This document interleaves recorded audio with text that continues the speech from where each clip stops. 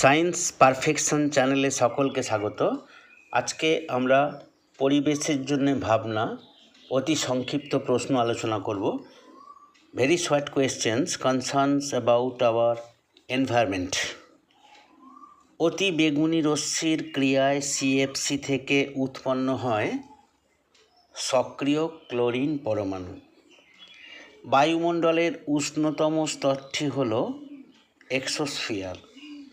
বায়ুমণ্ডলের শীতলতম স্তর mesosphere. Methane হাইড্রেটের সংকেত 4CH4 23H2O। বায়ুমণ্ডলে ওজোন গ্যাস কোন স্তরে ঘনীভূত অবস্থায় থাকে? স্ট্র্যাটোস্ফিয়ার। সৌর বিকিরণের কোন রশ্মি গ্রিন হাউস এফেক্টের জন্য দায়ী? অবলোহিত রশ্মি। সূর্যের অতিবেগুনি রশ্মি বায়ুমণ্ডলের কোন স্তরে শোষিত হয়? ওজোনোস্ফিয়ার।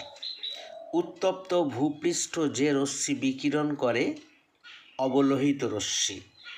পৃথিবীর উষ্ণতা বৃদ্ধির জন্য কোন গ্রিনহাউস গ্যাসটি সবচেয়ে বেশি দায়ী?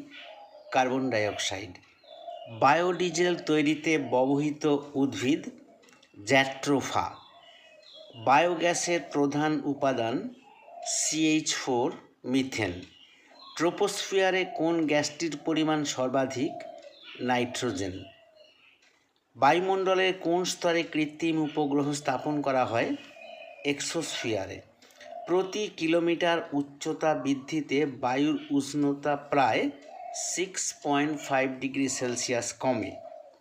বায়ুমণ্ডলের কোন স্তরের ঘনত্ব সবচেয়ে বেশি? ট্রোপোস্ফিয়ার। ক্লাসটি ভালো লাগলে একটি লাইক দেবে, চ্যানেলটিকে সাবস্ক্রাইব করবে। ধন্যবাদ জানিয়ে শেষ করছি।